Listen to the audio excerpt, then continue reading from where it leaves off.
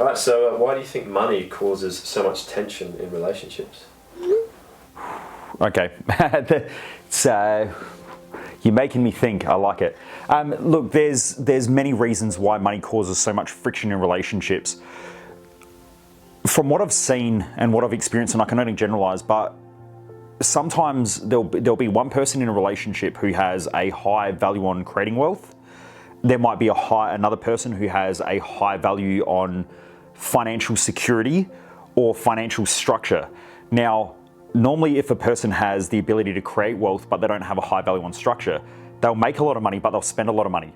Now, I've seen so many people come to Thrive Time or some of our events, some of our other events, and I watch them come in and they're like, we make 200, 250 grand a year and we still have no money. And you go, how could that be possible? But it's just because they have a really poor way of thinking about money. They don't have a high value on the structure or financial stability. So because of that, money just comes in and money goes back out again. Because they will make money, but they'll just spend money straight away. Then you've got some people who have a high value on financial stability and financial security. If they're in a relationship with someone who's a good money creator, but the money creator wants to spend, they're going to feel unsafe and insecure in that relationship, and they're going to fight, because one person is going to want to hoard money and collect money and structure money, and the other person's going to want to spend it. So they're going to feel constricted because they can't spend, and this person here is going to feel unsafe if they're spending. So now you've got relationship volatility and friction in there. Also, for most people, and I'd say this is the majority of society, most people misunderstand what money is. And this is why, again, I spend a lot of time talking about this in Thrive Time, because money is misinterpreted in our society. What I've found is that the majority of people think about money, they think, if I can make money, then I get to spend money. If you spend money, you're always broke. And then they think, well, if I then just save money, I don't get to live a good life. But there's a good strategy where you can do both. It just takes a little bit of time. And it's also, you've got to understand that you've got to have a clear mission in life. You've got to have a clear purpose in life. You've also got to have a really good understanding around your values. Again, this is why I spend so much time, as you know, getting into this at Thrive Time, because if people are unclear of that, and you don't need both couples in the relationship to do personal development. And I know that there'll probably be, I know we're filming this, but there's a lot of people in relationships that think, if I'm doing a lot of personal development work, my partner needs to come. That's not true. If you've got a high value on learning and education and personal growth, your job then becomes to learn how to effectively communicate what you learn, because learning is what you love to do, or personal growth is what you love to do. It's about communicating it to them in their values. So they don't need to come along, they just need to understand, or you need to understand what their values are, what your values are, and then explain to them why it's important to them and you to structure wealth more effectively. Now, some people are really good structurers of wealth, but they're just not good generators of wealth. So they'll know every cent that comes in and out, they just don't make a lot of money.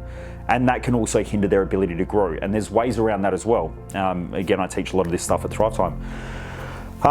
So I think that creates a lot of friction, a lot of tension, is being unclear on values, because you always want to spend money on your values. Okay, that's why if you've got a high value on structure, you want to spend money on structuring your values, which means that you don't spend money. Okay, but that's essentially what you're doing, is you're putting money into the structure because that's important to you. You're spending money in that structure. On the other hand, if you've got a high value on things like experiences or travel, you want to spend as much money as you can on experiences as travel. If you've got a high value on health, you want to spend money in the area of health. If you've got a high value on social connection, you want to spend money going out and partying and having fun and connecting with everybody, because that's what you value. But that can also be limiting long term if you don't understand, or you don't have a really good financial structure or a way of structuring money.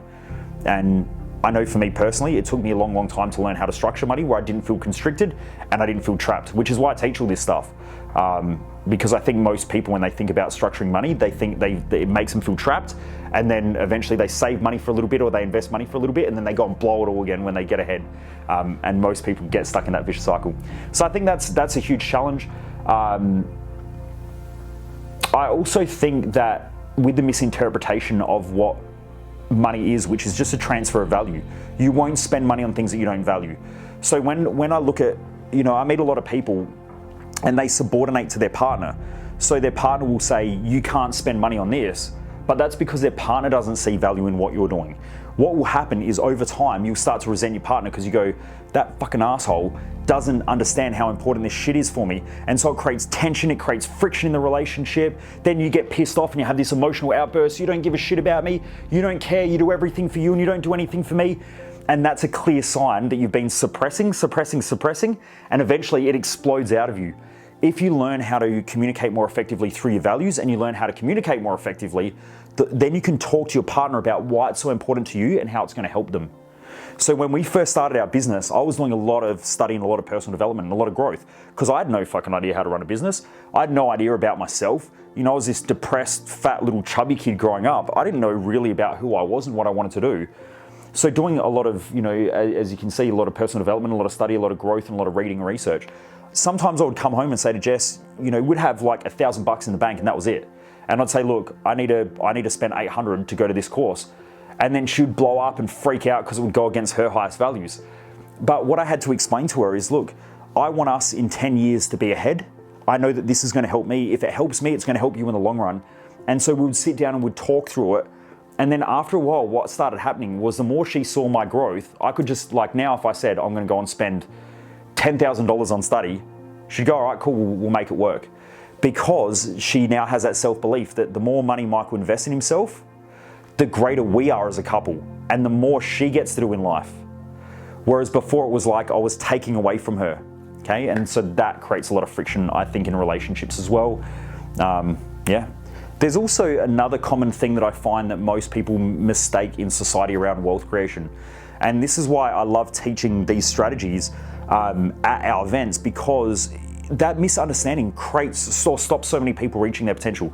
So number one, if you think that you're ever going to get rid of financial pressure, you're fucked, because you will never get rid of financial pressure and financial stress, ever. I've been able to work with billionaires, and if you're growing, you always have financial pressure, because pressure and stress create growth and expansion. Even in nature, if you look anywhere in nature, things either grow or things die. Now, the way that things grow, like if you look in summertime, and one of my quotes that I said years ago on one of my events, which I think, you know, a lot of people now quote, and whether they quote me on it or not, I don't know. But it's trees grow the deepest roots in the harshest droughts, because when they're struggling, they have to search for more water. And so they've got to tap those deep roots. In our own lives, when things are easy, I don't know about you, but do you fuck things up when things are easy? Not all the time. Yeah, and do you become complacent? Yeah. And do you do stupid shit? 100%. That's most people, right? Actually, that's everybody. So when we have pressure, we sort out what's really important versus not important, and we dump all the shit that's not really important in life. So even with money, what starts to happen is when money starts flowing and it becomes easy, we start to become complacent. And then when we become complacent, we start blowing it. And then after a while we go, oh, you know, money just comes and money goes out. And then the economy turns or something comes in like a big bill. And then we go, shit, we've got no money. And that pressure's there again, because the pressure's always there to make us grow. And if we don't create our own pressure, life creates pressure to force us to grow. Nothing in nature stagnates. Things grow or things die. When water stagnates, algae grows in it because things grow or they die. So if our wealth isn't growing, it's dying, it's going backwards. So most people in our society, especially Western society, most people think if I have enough money, then life's going to be easy. And there's all these, I don't want to say it, but knobheads out there that teach, I shouldn't say knobheads, but they're knobheads, that teach financial freedom. I've never ever met a person who's financially free, ever.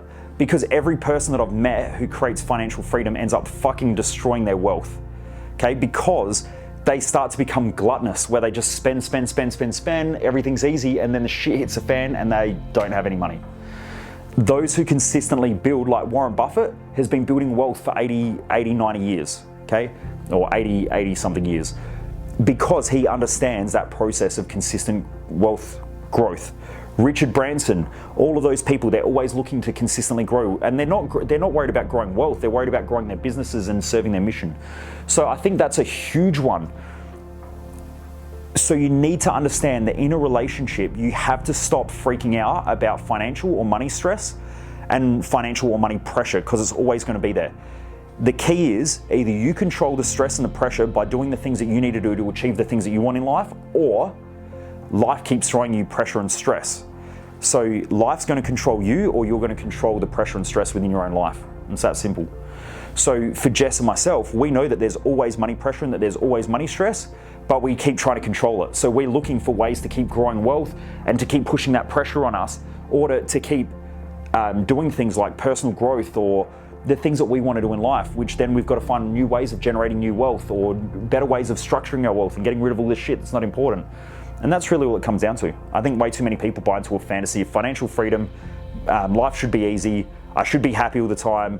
Life should be simple. Life shouldn't be that complicated. And that's what's screwing up their relationship, especially around money.